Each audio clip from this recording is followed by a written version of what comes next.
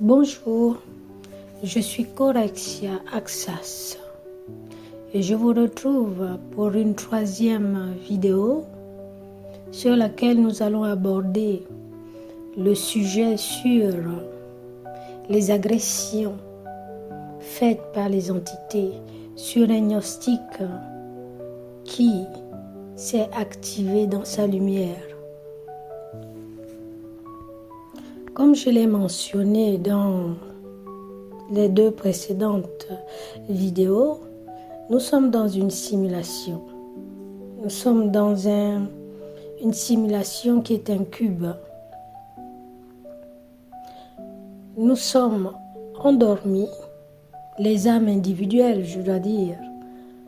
Nous sommes endormis dans la région lunaire, dans nos corps d'origine. Et nous, en tant que conscience, sommes projetés et emprisonnés ici, dans ce cube. Les concepteurs du cube sont de nature prédateurs. Les archontes sont des êtres inorganiques et les autres sont des expérienceurs. Ce sont des Elohim comme nous, mais qui ont décidé d'entretenir la prédation. Donc, y compris l'architecte de cette prison, de cette matrice qu'on appelle le démiurge ou Samaël. Nous sommes donc leur buffet. Mais leur buffet, c'est quoi? C'est l'énergie que nous produisons à travers l'émotion polarisée. Les émotions, quand nous ne les contrôlons pas, elles produisent une énergie que j'ai nommée le condensat. Et c'est le condensat dont les entités du monde astral mort se nourrissent. Tous ceux qui viennent travailler ici se nourrissent de ce condensat-là. Les humains sont du bétail pour eux, qu'ils cultivent et qu'ils traitent cette énergie condensée, le condensat. Comme je l'ai déjà mentionné dans plusieurs de mes articles sur le blog, quand vous allez faire un tour, que ce soit les consciences qui sont incarnées, donc nous en ce moment, que ce soit les consciences qui ne sont pas incarnées, nous sommes tous programmés. Ces programmations sont paramétrées dans le contexte de la prédation. Donc tout le système adonaïque, qui est leur Seigneur, l'intelligence artificielle archontique, est organisé dans la prédation. Donc nous nous prédatons les uns les autres inconsciemment, selon la loi de ce cube, la loi de ce monde. Il est fait comme ça. Il est nécessaire de ne pas prendre mes propos au premier degré, mais au second degré, c'est-à-dire qu'il ne faut pas polariser ce que je dis. Il ne faut pas voir ces entités comme étant des bonnes personnes ou de mauvaises personnes, mais de les voir tels qu'ils sont, c'est-à-dire des êtres qui sont absolument anti-hommes. Ils ont une haine envers l'homme abyssale. Ce sont ces mêmes êtres-là qui se font passer pour des anges. Ce sont eux qu'on retrouve dans tous les réseaux, les compartiments de la spiritualité, le New Age et tous les réseaux. Ce n'est pas seulement dans la spiritualité, dans la religion. Ce sont eux qui tiennent les commandes. Tout ce que nous voyons, toutes ces guerres que nous voyons font partie d'un script. Le script a été écrit par eux. Et nous, l'humain a été paramétré pour jouer à ce script-là, pour être un acteur qui vient satisfaire leurs besoins, leurs vices, tout simplement. Donc en même temps, ils expérimentent sur l'humain, en même temps, ils l'utilisent comme un pion pour satisfaire leurs désirs les plus fous. Ces êtres, avant d'avoir cette possibilité quantique qui s'est offerte à eux, ils existaient ils étaient en carence. Ils arrivaient à subsister avec leur technologie parce que leur technologie est très évoluée. Mais puisqu'ils sont coupés de leur esprit, ils n'ont pas la capacité de s'autogénérer par eux-mêmes et produire leur propre énergie. Je l'ai déjà expliqué dans la première vidéo. Une opportunité quantique s'est présentée à eux par l'entremise de Samael, qui est un Eloa, qui lui a eu un débalancement au cours de la construction, au cours de la création de son corps d'origine. Il est sorti débalancé. Donc c'est lui qui leur a offert cette possibilité quantique de saisir l'humanité et de presser l'humanité comme on presse du citron jusqu'à la dernière goutte. Vous n'avez qu'à regarder autour de vous. On dit que c'est de la vie, mais la vie ne peut pas être ça. Ça, c'est pas de la vie. C'est de l'exploitation. C'est de la cultivation de la souffrance. Nous avons la souffrance autour de nous. Les humains ont été paramétrés pour accepter la souffrance, pour voir la souffrance comme étant quelque chose de normal. Ce n'est pas normal. La souffrance n'existe pas hors matrice. Il n'y a personne qui souffre. C'est une aberration, c'est une anomalie. Et eux, ils ont eu une occasion, une opportunité quantique face à cette anomalie. Dès que cette anomalie a apparu, ils ont saisi l'occasion. Et depuis ce temps, ils multiplient toutes les possibilités quantiques de générer de la souffrance sur l'humain, qui leur produit en abondance ce condensat. Nous venons en incarnation, nous expérimentons de la naissance jusqu'à la vieillesse que de la souffrance. Mais sans possibilité de réaliser que c'est inconcevable, sans puissance de contester cette souffrance-là, de contester les abus. Pourquoi? Parce que nous sommes paramétrés avec une illusion de libre arbitre. Donc eux, pour se protéger de la loi de l'univers d'Abraxas, qui est la loi du consentement, ils ont implanté toute l'humanité avec une série d'implants. Et chacun de ces implants est paramétré à placer l'humain dans la soumission, dans l'acceptation. Chacun d'entre nous s'est déjà exclamé que c'est de ma faute. Si je me suis cogné, c'est de ma faute. Si j'ai fait cette erreur, c'est de ma faute. Chacun d'entre nous a déjà dit ça. Nous le disons tout le temps. Mais ce n'est pas nous qui disons ça. Ce sont des entités qui disent ça à travers nous. Pourquoi des entités disent ça à travers nous? Parce que le système adonaïque est organisé dans une correspondance prédatrice.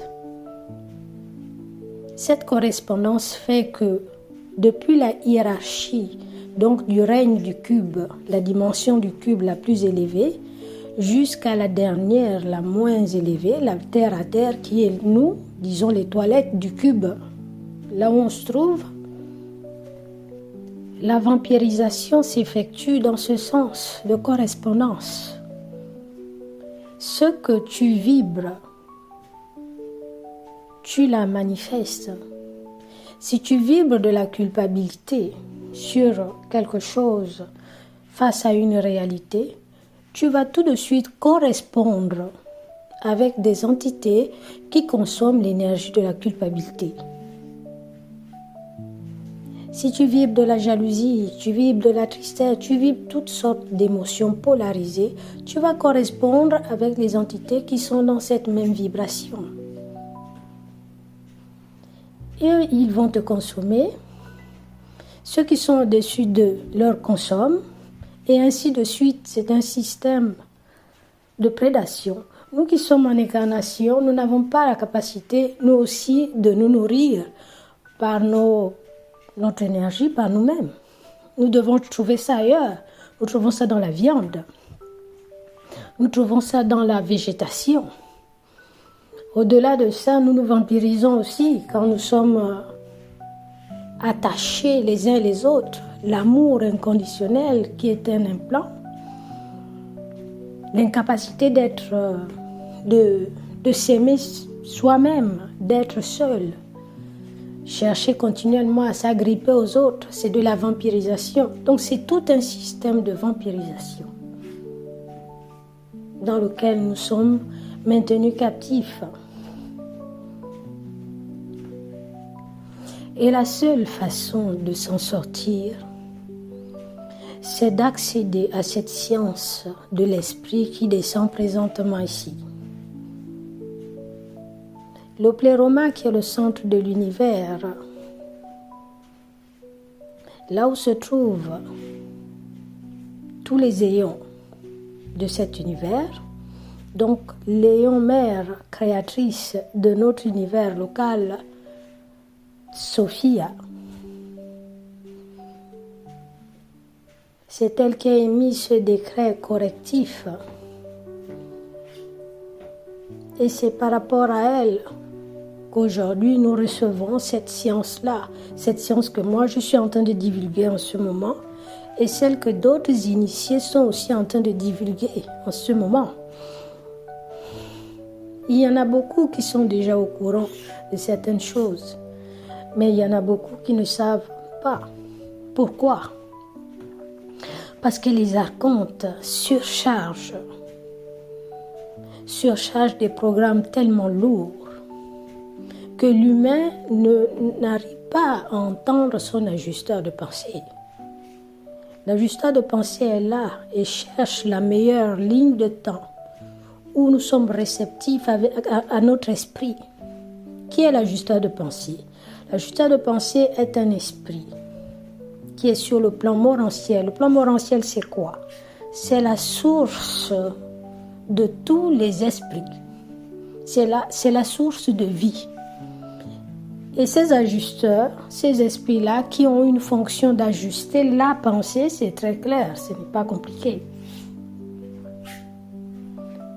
Fait le pont entre notre esprit auquel les archontes nous ont coupés, avec nous emprisonnés ici. C'est lui qui fait tout pour faire passer notre lumière.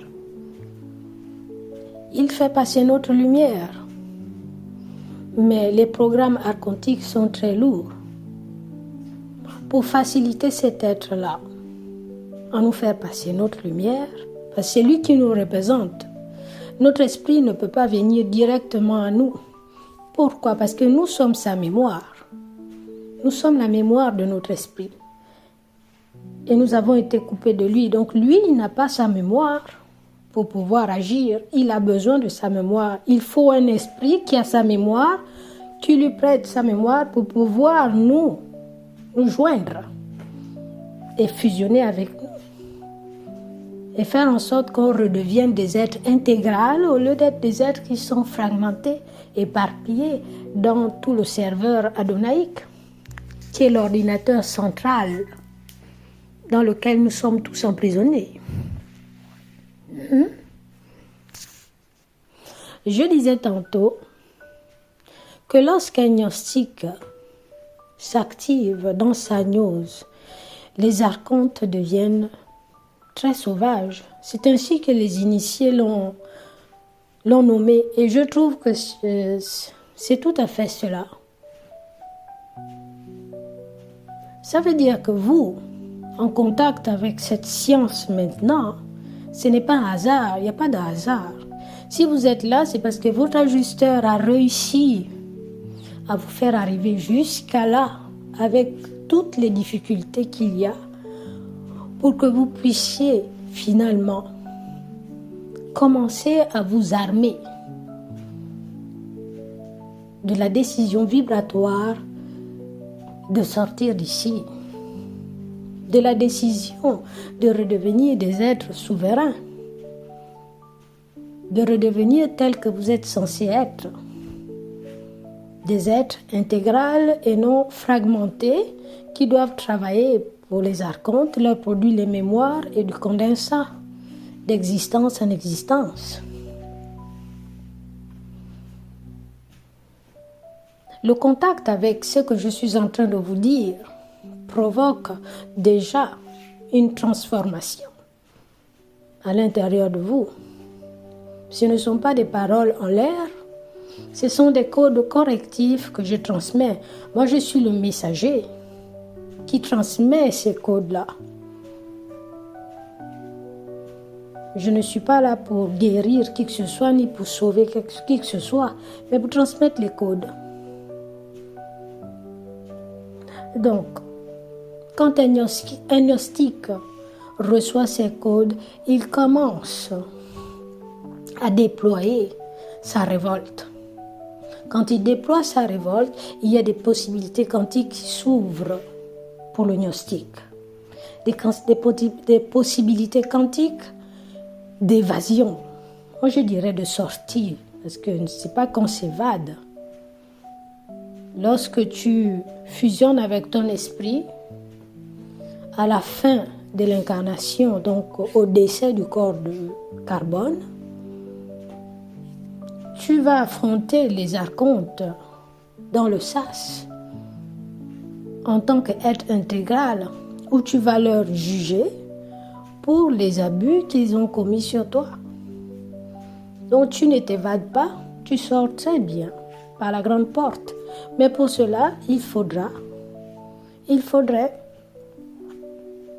intégrer cette science. Il faudrait la mettre en pratique. Il faudrait monter le point vers les concepteurs de cette prison et revendiquer votre droit d'aîné. Ce n'est pas une chose facile. Si j'aborde le sujet sur les répercussions que les archontes tendent à faire sur les gnostiques qui s'activent, c'est pour qu'il n'y ait pas de recul.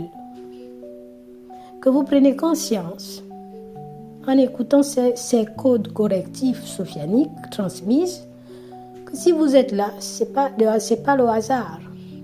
Si vous êtes là, c'est parce que votre ajusteur a vu que c'est le moment, que c'est le temps que vous, finalement, vous descendez de ce train linéaire et allez vers l'inconnu qui vous a toujours fait peur.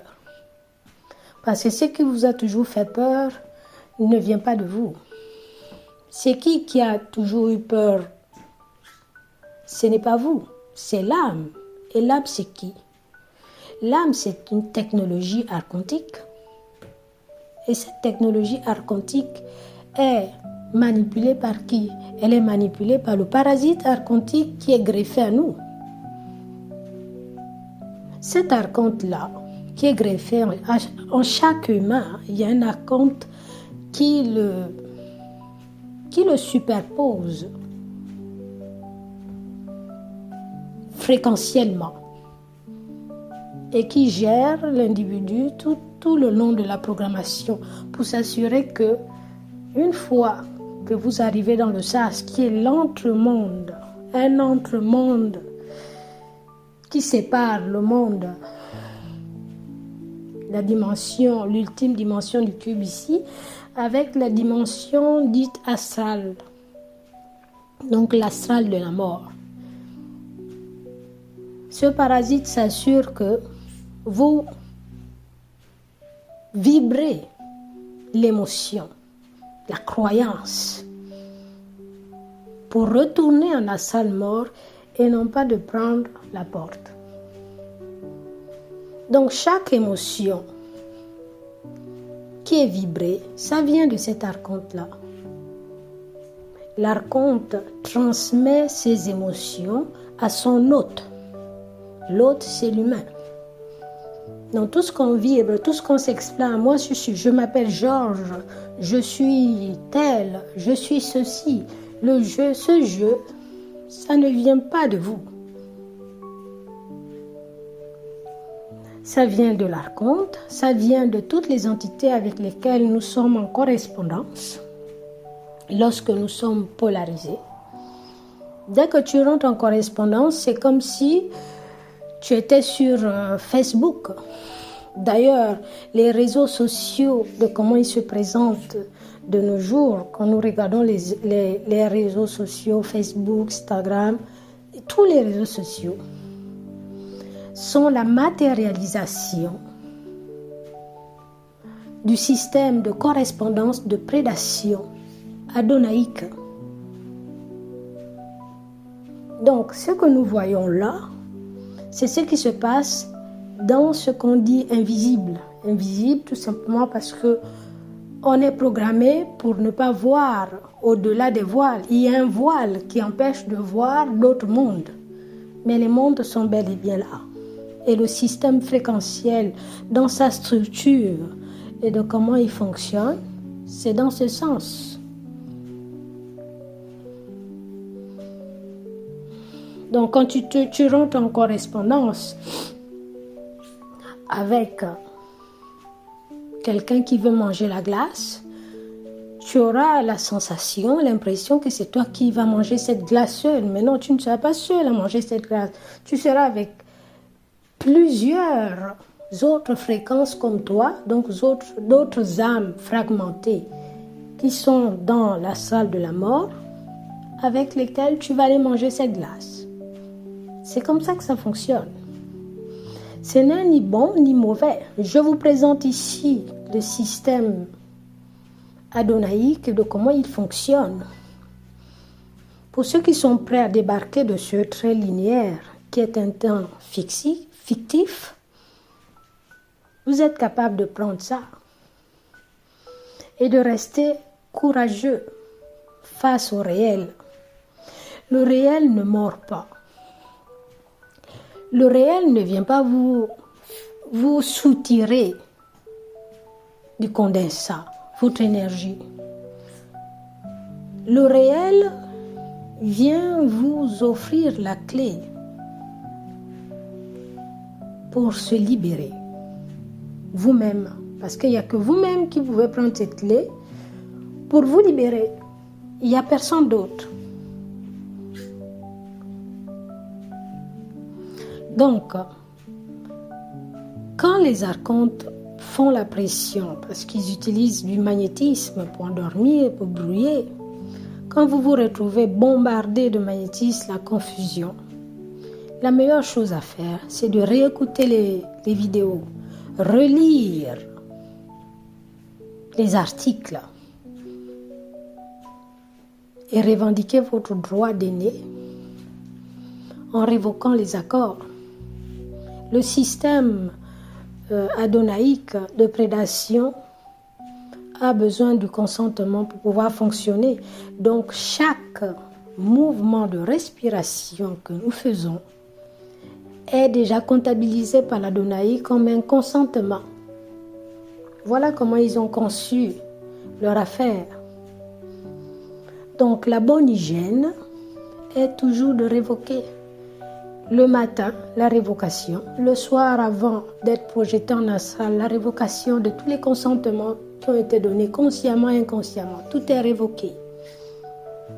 Les archontes surchargent les individus qui sont dans leur esprit. Parce que ces individus sont à risque de quitter la prison. Ils ont des possibilités quantiques que l'Adonai voit, calcule pour sortir. C'est au gnostique de maintenir la décision vibratoire de ne plus se laisser prendre cette fois-ci. Il y a tout. Depuis que nous sommes entrapés ici, nous n'avons jamais été aussi garnis d'outils pour revendiquer notre droit d'aîné et sortir d'ici.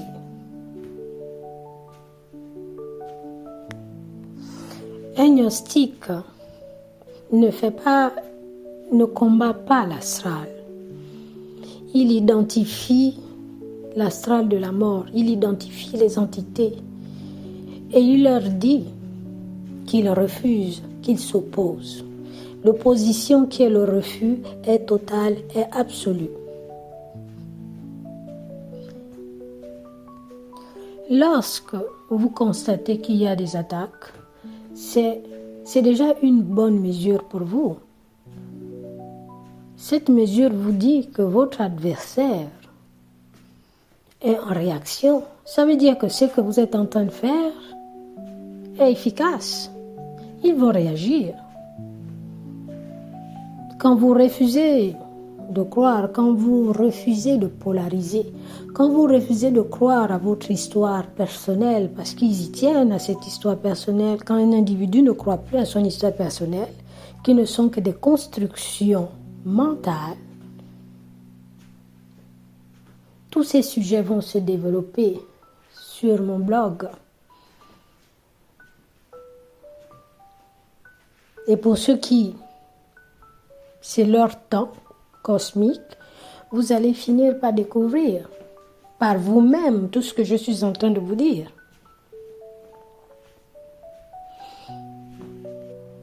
Je vous invite sur mon blog. Il y a plusieurs articles sur mon Substack, corexiasubstack.com. Pour ceux qui voudront accéder, obtenir le e-book que j'ai écrit sur les inversions de Anubis, Apophis, et Azazel. Ce sont des personnages que nous tous nous connaissons ici. Mais dans ce e-book, vous allez découvrir quelque chose qui a été occulté par les archontes. Vous allez découvrir aussi l'origine de la souffrance et de comment ça a commencé toute cette souffrance. Donc pour ceux qui veulent obtenir ce e-book, vous venez sur mon blog, sur ma page, et vous pourrez l'obtenir.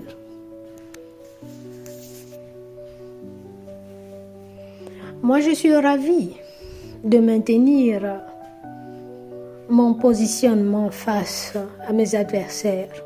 Et c'est jusqu'à la fin de ma programmation que je vais revendiquer mon droit d'aîné en tant qu'héritier sophianique. Je suis ravie de vous retrouver dans les questions. Pour ceux qui vont poser des questions, je serai ravie de répondre à vos questions. Vous apprenez, moi aussi j'apprends au fur et à mesure qu'il y a des interactions. Je vous salue et je vous remercie pour cette écoute et je vous dis à bientôt.